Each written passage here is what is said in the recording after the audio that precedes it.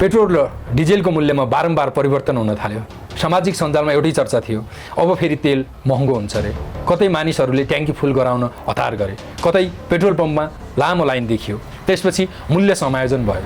कतै केही पम्पहरूले बिक्री प्रभावित बनाएको समाचार पनि आयो। सरकारले चेतावनी दियो, अनाकृत रूपमा बिक्री रोक्ने वा कृत्रिम अभाव सिर्जना गर्ने जो कोही माथि कारबाही हुनेछ। अब म तपाईलाई एउटा प्रश्न सोध्न चाहन्छु। यति धेरै जोखिम, यति धेरै सरकारी नियम, विश्व राजनीतिसँग जोडिएको बजार अनि मूल्य कहिले बढ्ने कहिले घट्ने कुनै निश्चितता नहुँदै पनि यही व्यवसायमा आज किन करोडौं रुपैयाँ लगानी भइरहेको छ? किन नेपालभर सयौं पेट्रोल पम्प सञ्चालनमा छन्? किन धेरै व्यवसायीहरूको सपना यो पेट्रोल पम्प खोल्ने, आफ्नै पेट्रोल पम्प होस् भन्ने हुन्छ? के पेट्रोल पम्प साँच्चै पैसाको खानी हो अथवा सुनको खानी हो? हामीले बाहिरबाट देखेको भन्दा यसको वास्तविकता बिल्कुल फरक छ। आजको यो भिडियोमा हामी नेपालमा पेट्रोल पम्प व्यवसाय कसरी सुरु हुन्छ, यसमा कति लगानी चाहिन्छ, सरकारबाट अनुमति कसरी पाइन्छ, स्थान, जग्गा र दूरी सम्बन्धी यसको के कस्तो आवश्यकता छ, यसको नाफा कहाँबाट आउँछ, करोडौं रुपैयाँ लगानी गर्न धेरै मान्छेहरू किन यसमै तयार छन्, नेपालमा पेट्रोल पम्प खोल्न सम्भव छ, कतिको सम्भव छ, यो भिडियो अन्तिमसम्म हेर्नुहोस्। कस्तो कस्तो मान्छेले यो पेट्रोल पम्प खोल्न सक्छ? सबैभन्दा पहिला बुझौँ नेपालमा पेट्रोल पम्प व्यवसाय कसरी सुरु हुन्छ त? नेपालमा नेपाल आयल निगम एनओसी अर्थात् नेपाल आयल कर्पोरेसन मात्र पेट्रोलियम खुद्रा डिलर लाइसेन्स दिने र तपाईलाई इन्धन विक्रेताको रूपमा नियुक्त गर्न सक्ने एकमात्र कानुनी निकाय हो। यो व्यवसायमा वैदेशिक लगानी अर्थात् एफडीआई को कुनै अनुमति छैन। यो व्यवसाय केवल नेपाली नागरिक वा नेपाली दर्ता भएको कम्पनीले मात्र गर्न पाउँछन्। व्यवसायको संरचनाको कुरा गर्दा यो अनिवार्य रूपमा प्राइभेट लिमिटेड वा पब्लिक लिमिटेड कम्पनी हुनुपर्छ। एकल स्वामित्व फर्महरू जस्तो प्रोप्राइटर खुद्रा लाइसेन्सका लागि यो योग्य मानिँदैन। साथै आवेदक वा कम्पनीको कुनै पनि सञ्चालक बैंक तथा वित्तीय संस्थाको कालो सूचीमा नपरेको र नैतिक पतन देखिने फौजदारी अभियोगमा दोषी नठहरिएको हुनुपर्छ। तपाईले सामान्य कम्पनी दर्ता गरेर मात्र इन्धन बेच्न सुरु गर्न सक्नुहुन्न। यसका लागि तपाईलाई मुख्य रूपमा 5 वटा कुरा चाहिन्छ। पहिलो, प्राइभेट लिमिटेड कम्पनी। दोस्रो, त्यसको आकार, स्थान र दूरीको कडा नियम पूरा गरेको हुनुपर्छ। तेस्रो, जग्गा, वातावरणीय स्थान, अग्निशमन र आयल निगमको स्वीकृति। चौथो, नेपाल आयल निगमबाट डिलरसिप लाइसेन्स र पाँचौं, जग्गा पूर्वाधार धरौटीका लागि आवश्यक पर्ने ठूलो पुँजी। अब बिस्तारै जानौं यसका लागि कति लगानी चाहिन्छ त? नयाँ डिलर आवेदन दिँदा सुरुमा आवेदन शुल्क 50,000 रुपैयाँ लाग्छ। आवेदनको समयमा राख्नुपर्ने धरौटी वा जमानत रकम करिब 10 लाख रुपैयाँ हुन्छ। एउटा पेट्रोल पम्प स्थापना र सञ्चालन गर्न जग्गा सुधार, ट्याङ्क, डिस्पेन्सर, क्यानोपी, सुरक्षा प्रणाली र कार्यशील पुँजी अर्थात् वर्किङ क्यापिटल गरेर जग्गाको मूल्य बाहेक मात्रै कति लाग्छ थाहा छ? करिब 10 करोड रुपैयाँ लाग्ने अनुमान छ। नेपाल आयल निगम आफैले प्रेस कभरेजमा यो कुरा उल्लेख गरेको छ। जग्गाको लागत भने स्थान अनुसार धेरै फरक पर्छ। काठमाडौँ उपत्यकाभित्र आवश्यक आकार स्थान अनुसारको जग्गाको मूल्य 2.5 करोडदेखि 5.5 करोड वा सोभन्दा बढी हुन सक्छ। केही जिल्लाका विगतका टेन्डरहरूमा प्रति आना 55 देखि 65 लाख रुपैयाँसम्म मूल्य उल्लेख भएको पाइएको छ। यसबाहेक आवेदन प्रक्रिया अगाडि बढाउन कहिलेकाहीँ 20 लाख रुपैयाँ बराबरको बैंक ग्यारेन्टी पनि आवश्यक पर्छ। लाइसेन्स नवीकरणको कुरा गर्दा यो आवधिक रूपमा नवीकरण गर्नुपर्छ। केही स्रोतहरूले हरेक 5 वर्षमा 5 लाख रुपैयाँ लाग्ने उल्लेख गरे पनि यसबारे आयल निगमसँग पूर्ण रूपमा पुष्टि गर्नुपर्छ यो कुरा लिएको छ कि छैन भन्ने कुरा। यदि काठमाडौँमा पम्प खोल्ने सोचमा हुनुहुन्छ भने जग्गा बाहेक नै 10 करोड वा सोभन्दा बढीको योजना तपाईले बनाउनुपर्छ। सस्तो जग्गा भएका ग्रामीण वा तराईका क्षेत्रमा कुल लागत केही कम त होला, तर त्यहाँ सरकारले तोकेको न्यूनतम जग्गाको आकार ठूलो हुनुपर्ने भएको र बचत र खर्च लगभग बराबर हुन जान्छ। अब कुरा गरौँ यसका लागि स्थान, जग्गा र दूरी सम्बन्धी कस्ता कस्ता आवश्यकताहरू छन् त? शहरी वा महानगर क्षेत्रमा न्यूनतम जग्गा करिब 4 रोपनी हुनुपर्छ भनेको छ। काठमाडौँ र ललितपुर महानगरपालिकाको हकमा ऐतिहासिक रूपमा 2 रोपनी 8 आना वा तराई क्षेत्र भए 4 कट्ठा आवश्यक पर्छ। ग्रामीण क्षेत्रमा न्यूनतम 3 रोपनी जग्गा चाहिन्छ। यदि पहाडी क्षेत्रमा नमुना अर्थात् मोडेल पम्प खोल्ने हो भने न्यूनतम 5 रोपनी र तराई क्षेत्रमा नमुना पम्पका लागि न्यूनतम 1 बिघा जग्गा आवश्यक पर्छ।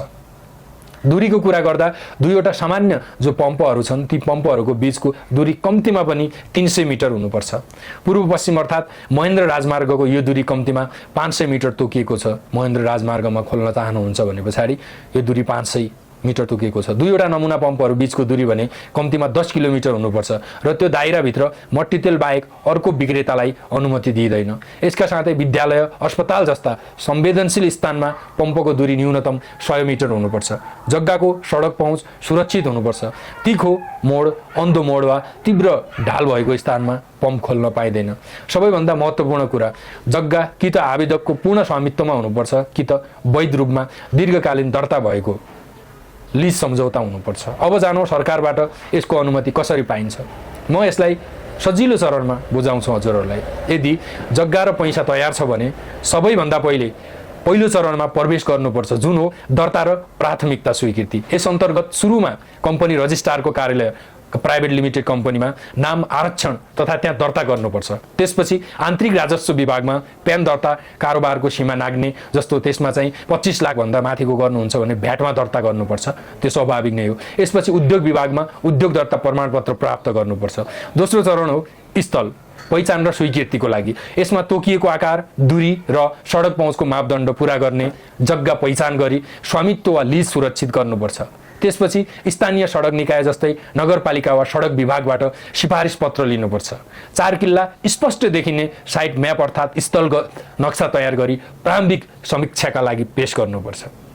दर्ता भएको वातावरणीय परामर्शबाट आइइई वा इआइआर गराउनुपर्छ र स्थानीय तहबाट नो अब्जेक्सन सर्टिफिकेट प्राप्त गर्नुपर्छ।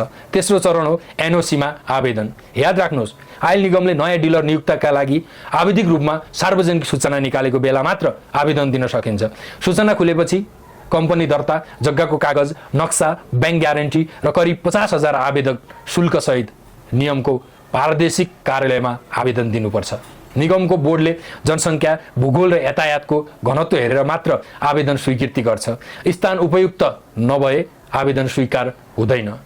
स्वीकृति भएपछि इन्धन आपूर्तिका लागि निगमसँग डिलर सम्झौता हुन्छ। र चौथो र अन्तिम चरण हो निर्माण र सञ्चालन। स्वीकृति लेआउट अनुसार भूमिगत ट्याङ्क, डिस्पेन्स, क्यानोपी र अनि सुरक्षा प्रणाली सहितको स्टेसन निर्माण गर्नुपर्छ। जिल्ला प्रशासन वा स्थानीय अग्निशमनबाट स्वीकृति लिएर नगरपालिकाबाट वार्षिक व्यवसाय सञ्चालन इजाजत पत्र लिनुपर्छ। अन्तिममा नापतौल विभाग र आयल निगमको निरीक्षण पास गरेपछि खुद्रा लाइसेन्स प्राप्त हुन्छ र सञ्चालन सुरु हुन्छ। यो सम्पूर्ण प्रक्रिया पूरा हुन कागजातको पूर्णता र सरकारी निरीक्षणको ढिलाइ अनुसार 6 महिनादेखि 1 वर्ष वा सोभन्दा बढी समय लाग्न सक्छ। अब सबैभन्दा महत्त्वपूर्ण पर्छन्, यो व्यवसायमा नाफा कहाँबाट आउँछ। नेपाल आयल निगमले नै हरेक महिनाको 15 गते र महिनाको अन्तिम दिन स्वचालित मूल्य प्रणाली अनुसार इन्धनको मूल्य समायोजन गर्छ। यो मूल्यभित्रै निगमले पहिले एउटा निश्चित प्रति लिटर कमिसन वा मार्जिन डिलरका लागि छुट्याएको हुन्छ। यसको मतलब तपाईँले पेट्रोल सस्तोमा किनेर महँगोमा बेच्ने आफ्नो मनलाग्दी व्यापार मार्जिनमा खेल्न पाउनुहुन्न। यहाँको नियम सिधा छ, जति धेरै लिटर बेच्नुभयो त्यति धेरै कुल कमिसन तपाईँले पाउनुभयो। खुद नाफा भनेको निगमले तोकेको स्थिर प्रति लिटर कमिसन र बिक्री भएको कुल लिटरको गुणनफल हो। त्यसमा थपिने अतिरिक्त सेवाको आम्दानी र घटाइने सञ्चालन खर्च हो। त्यसैले लगानी गर्नुअघि सबैभन्दा महत्त्वपूर्ण पर्सन यही हो।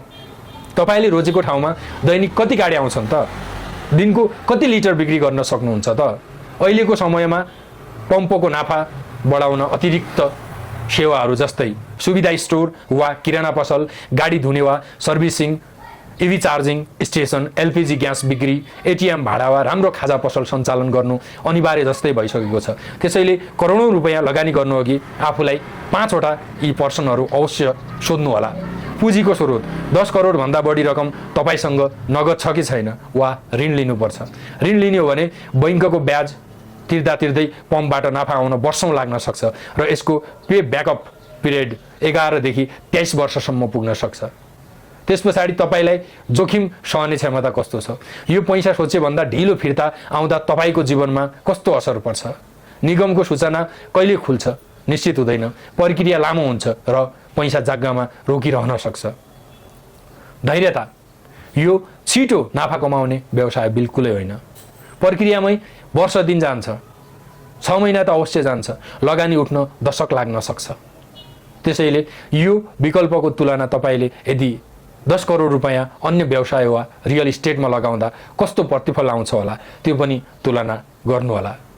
स्थानको निश्चितता, तपाईँसँग जुन स्थान चुज गर्नुहुन्छ त्यो उच्च ट्राफिक भएको राजमार्ग वा बढ्दो सहरको प्राइम लोकेसन छ कि छैन, किनभने स्थानकै कारण नाफा 5 गुणासम्म फरक पर्न सक्छ। निष्कर्षमा के नेपालमा पेट्रोल पम्प खोल्न सम्भव छ भने कस्तो व्यक्तिको लागि सम्भव छ? नेपालमा हालसम्म 2500 भन्दा बढी इजाजत प्राप्त पेट्रोल पम्पहरू सञ्चालनमा छन्। यसको मतलब हजारौं मानिसले यो प्रक्रिया सफलतापूर्वक पूरा गरिसकेका छन्। त्यसैले सम्भव त छ पक्कै पनि, तर जुनसुकै बेला पेट्रोल पम्प दर्ता गर्न सक्नुहुन्न। यसका लागि निगमको सूचना खुला हुनुपर्छ, जग्गा र दूरीको मापदण्ड पूरा गर्नुपर्छ, ठुलो पुँजी चाहिन्छ र लामो प्रशासनिक प्रक्रिया सहनुपर्छ, झेल्नुपर्छ। यो त्यस्तो व्यवसाय हो जहाँ सम्भव छ तर ढिलो, महँगो र अनिश्चित छ भन्ने उत्तर सबैभन्दा इमान्दार र वास्तविक छ। यसको लागि यदि तपाईँ यो क्षेत्रमा लाग्न चाहनुहुन्छ भने सुरुमा केही व्यावहारिक कदमहरू चाल्नुहोस्। पहिलो, निगमको आधिकारिक वेबसाइट noc.org.np को सूचना बोर्ड र आफ्नो प्रदेशको वाणिज्य कार्यालयमा नयाँ आवेदन खुला छ कि छैन नियमित जाँच गर्नुहोस्। दोस्रो, नेपाल पेट्रोलियम डिलर्स एसोसिएसनसँग कुरा गर्नुहोस्, जसले तपाईँलाई हालको नीतिगत परिवर्तन र यथार्थपरक आवश्यकताहरू बुझ्न मद्दत गर्नेछ। त्यस पछाडि तेस्रो, पेट्रोलियम खुद्रा लाइसेन्स विशेषज्ञता भएको कर्पोरेट वकिलसँग परामर्श गर्नुहोस्, जसले तपाईँको लक्षित जिल्लाको ठ्याक्कै शुल्क र कागजातको सूची उपलब्ध गराउन सक्छन्। चौथो, जग्गा खरिद गर्नुअघि त्यसको दूरी, सडक मापदण्ड प्राविधिक रूपमा पुष्टि गर्नुहोस्। र पाँचौं, पेट्रोलियम क्षेत्रमा ऋण दिने अभ्यास भएका जुन ब्याङ्कहरू छन्, लोन लिन चाहनुहुन्छ भने ती ब्याङ्कहरूसँग यसको लागि परामर्श भन्दै यो आजको भिडियो पेट्रोल पम्पको जुन पुरा नलेज इन्फर्मेसन छ तपाईँहरूलाई राम्रो लाग्यो भने यो भिडियोलाई लाइक, कमेन्ट, सेयर, सब्सक्राइब गर्न नबिर्सनु होला भन्दै म तपाईँहरूको साथी विश्वासबाट बिदा हुँदैछु। हुनुभन्दा पहिले हाम्रो बिजनेस र शेयर बजारको लागि एउटा पुस्तक आउँदैछ, share Gita 777 business and stock Brahmastra. एकपटक अवश्य त्यो पुस्तकलाई पढ्नु होला भन्दै बिदा हुन्छु। हस्त दर्शन, नमस्ते।